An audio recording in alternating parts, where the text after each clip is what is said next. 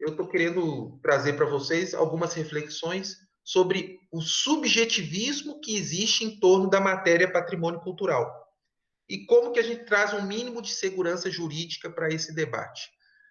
Eu tenho um livro que eu escrevi em 2015, que é sobre as diferenças entre a tutela jurídica do patrimônio cultural e a tutela jurídica do meio ambiente.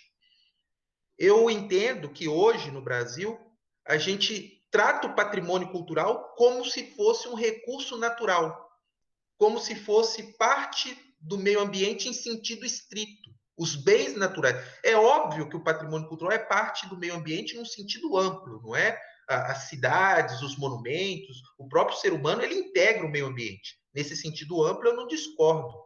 Mas será que a gente tem que tratar os bens culturais tal como a gente trata uma Mata Atlântica?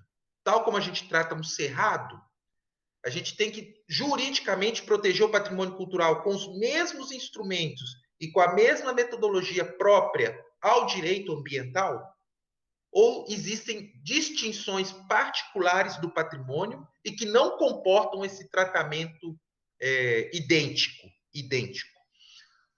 Essa é a minha reflexão nessa obra. O livro se chama Direito e Autonomia do Patrimônio Cultural, da editora Juruá.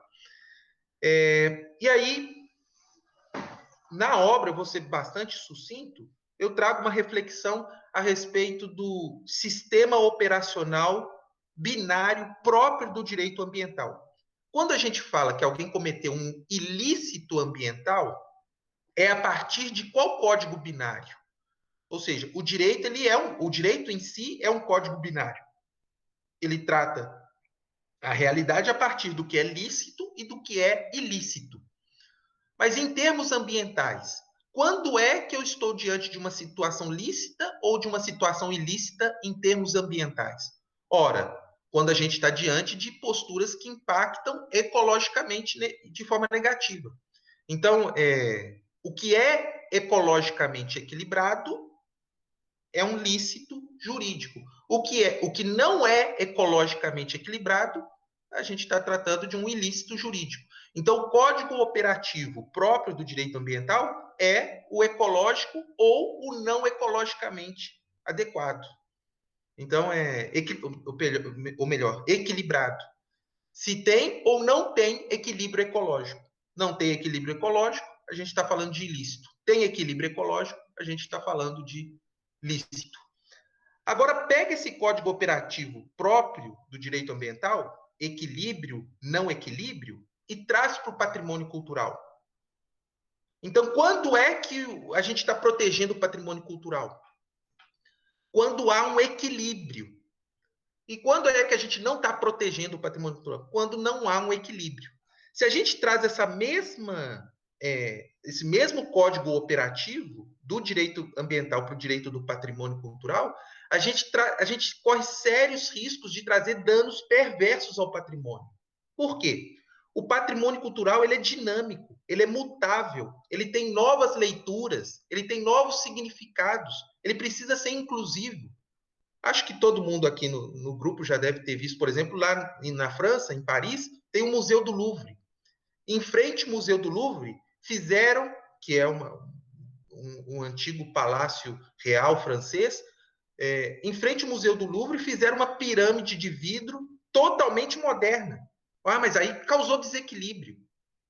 Então não poderia ter construído essa pirâmide. Mas aí é que está a reflexão e a minha provocação.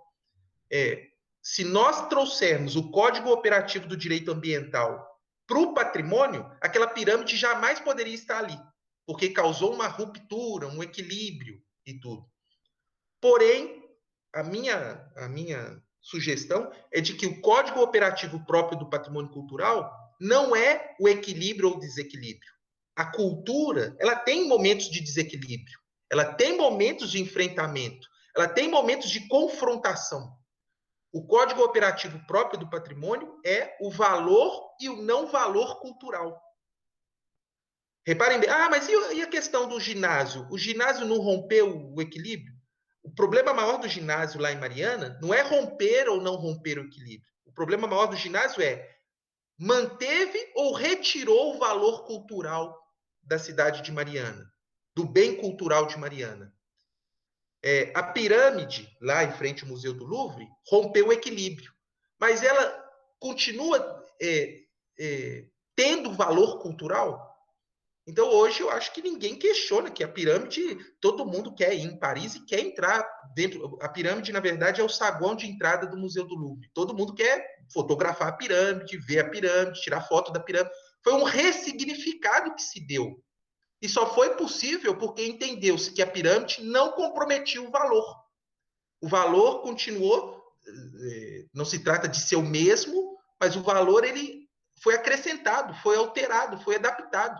E aqui o que está em jogo não é o equilíbrio. O que está em jogo é ter valor. O ginásio lá em Mariana, ele comprometia o valor, mas ele comprometia de forma a agregar mais valor ou de forma a danificar esse valor. Eu entendo, para mim, que esse ginásio, ele comprometia e danificava o valor original representado pela cidade de Mariana. Reparem bem, não se trata do estilo, não se trata da antiguidade, não se trata de ser diferente do barroco, e não se trata de ser de bom gosto ou de mau gosto. O que eu entendo que nessa decisão nós tivemos um problema é que esse juiz utilizou-se de argumentos não jurídicos para tomar uma decisão jurídica. Quando o código operativo próprio do direito do patrimônio cultural é apenas a análise se tem ou não tem valor cultural. Às vezes é de estilo totalmente diferente, mas continua tendo valor cultural, não é? Os modernistas. A proposta dos modernistas, com a Semana de Arte Moderna de 1922, era justamente romper com os valores culturais antecedentes, basicamente eurocêntricos. Mas o movimento modernista, ele por si só traz, agrega e soma a questão de novos valores culturais, com novos significados e novas interpretações? Entendo que sim. Então, mesmo ele querendo trazer ele impondo um desequilíbrio, mas era um desequilíbrio que por si só entende-se também como valor cultural.